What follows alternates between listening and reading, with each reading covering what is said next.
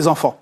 Et puis je vais vous rappeler quelque chose de très récent. Juste après la vague migratoire, de réfugiés de guerre en 2015 qui venaient de Syrie, au Davos de janvier 2016, Christine Lagarde, directrice du FMI, dit il faut intégrer, c'est notre devoir d'intégrer, philanthropique, d'intégrer les réfugiés, mais pour ce faire, comme ils parlent mal les langues des pays où ils arrivent, on pourrait diviser les salaires moyens par 2. Et c'est ce qu'a tenté de faire les 2 dernières années Mme Merkel avec le patronat allemand. Profiter justement du fait des migrants. Et encore une fois, je répète qu'il faudrait, dans ce genre de débat, définir de quoi on parle. Parce qu'on a les migrants, réfugiés, immigration, tout est un peu mélangé.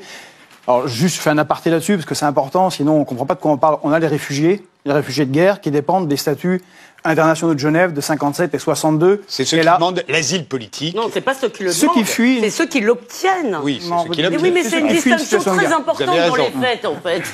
Alors, laissez terminer. Ceux qui fuient une situation de guerre sont protégés depuis les masses de gens qu'on a vu fuir pendant la Deuxième Guerre mondiale en Europe, où on s'est dit ceci doit cesser, et donc ceux-là doivent être protégés. La France, là je suis d'accord avec vous, ne fait pas le travail nécessaire au regard du droit international des accords de Genève de 57 et 62.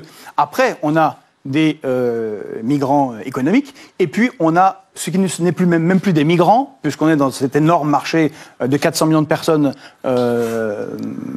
européens, où là on ne parle plus de migrants, puisque ce sont des travailleurs détachés, et même légalement, tout le monde peut s'installer n'importe où, quels que soient les droits sociaux du pays d'origine et les salaires proposés dans chacun des pays, qui sont très très différents. Et là on a le problème que nous on trouve dans ce que vous avez fait, c'est que tout est mélangé. En faveur de l'accueil. Tout est mélangé. Alors oui, si c'est l'accueil des gens qui fuient, c'est une chose. Mais si c'est open border, et nous sommes, je le rappelle, pour le retour de la souveraineté populaire, qui passe pour le moment, malheureusement, en opposition totale aux ultralibéraux, au retour à la souveraineté nationale, parce que c'est dans ce cadre qu'on peut lutter contre le traité, c'est pas malheureusement, contre les traités néolibéraux qui nuisent à nos droits sociaux et de tous ceux qui sont en France, y compris les migrants.